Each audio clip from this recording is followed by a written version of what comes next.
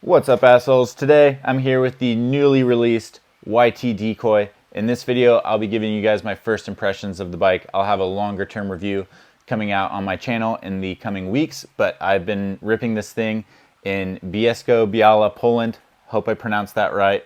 The same venue they held the World Cup in EDR earlier this year, and at this point I've got enough time on the bike to give you guys a solid first impressions, so let's get into it. Let's start with some specs. This is a 170, 180 mil travel, full power e-bike with Bosch's new update that gives the bike 100 newton meters of torque and 750 watts of peak power. It's rolling on a mullet wheel setup, and in this build here, which is the Core 5, it weighs just over 51.5 pounds with an 800 watt hour battery, and it retails for $8,999 US, which is a pretty pimped out build with carbon wheels, SRAM transmission, EXO drivetrain, Maven silver brakes, Fox factory suspension, Renthal cockpit. There's surprisingly not that many e-bikes in this long travel, full power spec, and this Decoy kind of hits the mark for that market.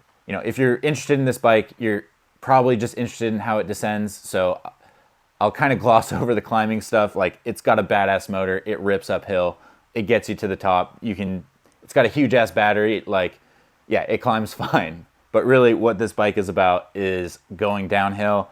And it does that pretty damn well. The suspension package, I mean, really the whole bike is really easy to get along with, especially for a longer travel package like this. You know, it's an FSR layout. It's got the new Fox Float X2, which I'm a huge fan of. Quite supple, but there is a decent amount of support, and there's enough travel to really save you when you need it. It's hard to really pick apart the rear suspension because I feel like it was quite neutral, easy-mannered, and predictable. So it didn't have a superpower in any one given area, but it made it easy and predictable to ride pretty much everywhere. As far as the geometry goes, I know a lot of you guys are going to be interested in this one, but in the size large, it has a 475 mil reach with a 64 degree head angle and a 445 mil chainstay. And to stick with the theme, that is a really easy set of numbers to get along with. You know, you guys know I'm a fan of longer chainstays. They work really well for me, but I don't think there's any point in going shorter than 445. That number brings a handling characteristic into the bike that gives you confidence in the front end grip while still retaining a fairly easy mannered riding posture. It does have this high and low position in the rear shock mount. I rode it the whole time in high, but if you want more stability out of the bike, you can absolutely go a little bit lower and slacker. And this bike coming in at just over 51.5 pounds for this full power setup definitely contributes to it being pretty lively and easy-mannered for a full-power e-bike on the trail. You know, setting up into some awkward switchbacks, and when you really need to place the bike on the trail, you know, it is a full-power e-bike, but for a bike in this category with this amount of suspension travel, it handled those situations quite well. But one thing that's quite noticeable with this bike, especially compared to some other bikes I've been riding, is the frame is fairly stiff. This comes with benefits and drawbacks. I've ridden bikes on both ends of the spectrum, and this bike feels incredibly precise. You know where your wheels are at all times.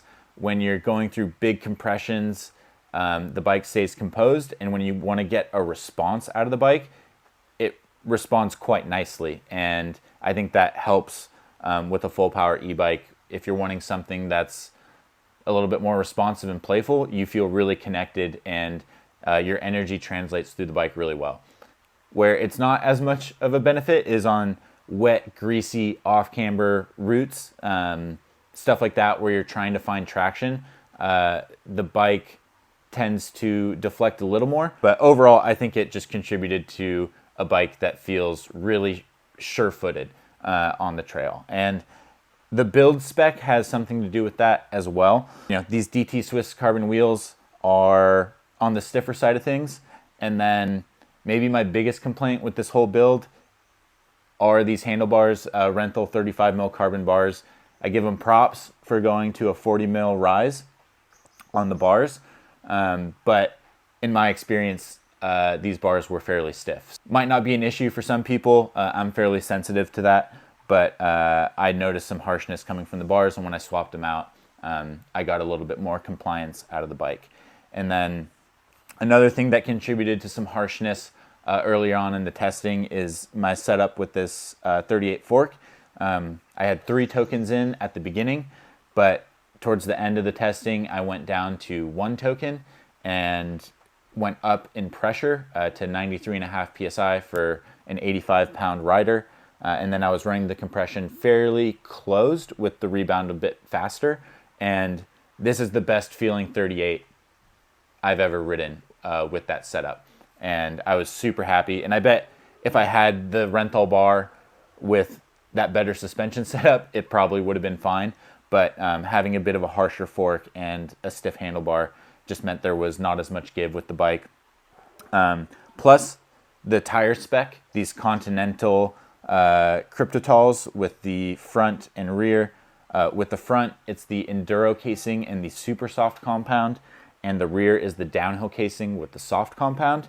I had some issues with the Enduro casing and the soft compound in the past, but the super soft really helps improve the performance of that tire. But I guess what I was going with initially is even these tires are a little stiff, so the whole bike with this setup is just on the stiffer side of things. And if I were to compare it to the Crestline sits on the much flexier side of things. And, you know, I love it in certain instances, but it does lack some composure when you're really smashing that thing. But overall, I think the bike was fairly manageable. It was confidence inspiring, but it is on the stiffer side of things.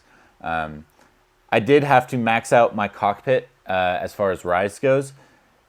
I could have maybe seen them going with a little bit of a higher stack. They came up significantly from the original Decoy, so I'll give them props for that. But I was wanting to get my bars up just a little bit more. But besides that, the whole build and package of the bike allowed me to have a great time on a super wide variety of terrain. We rode everything from jump trails, flow trails, to more enduro-y tech-style tracks, even some of the tracks they raced at the EDR earlier this year. And I just wasn't in too many situations where I had a complaint about the bike, and it just allowed me to ride, have a good time, and follow James that was throwing down some hot lines out there, giving me a good tow through some really sick terrain out here in Poland. Yeah, the geometry solid, the suspension's good, the package of the bike is well executed. It's at a really competitive weight and a super competitive price point for this type of build. And, you know, looks are important, and it looks pretty badass too. One thing to mention is, as far as other features on the bike, it does have this nice little custom water bottle. You get almost 500 milliliters out of this little thing, and it allows them to accomplish their kinematic goals with the suspension layout. And you know, you do have an option for water on the bike. The battery is not removable on this, but that was done all in the pursuit of saving some weight. They said it would be almost up to a kilo. You know, I don't know what it is in pounds. They're speaking kilo out here, but a significant weight addition to add the features necessary to have the removable battery. So it's kind of a yin and yang.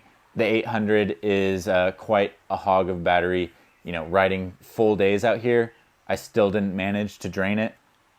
And I think that's really about it. There's 3 other models coming in at some lower price points with still incredible builds. That Öhlins one, I think it's the Core 3, looks badass.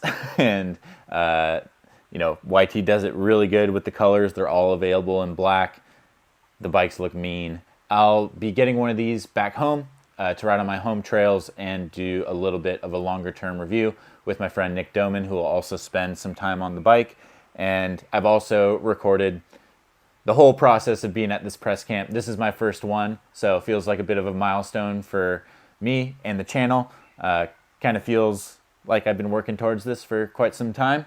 So it was pretty sick being out here in Poland, riding bikes with an awesome crew. The guys at YT are pretty fun, and they rip too. So I'll be releasing like a more vlog style video of just kind of this whole experience. But besides that, thanks for watching. Stay tuned for those upcoming videos, and I'll catch you guys in the next one. Thanks. Bye.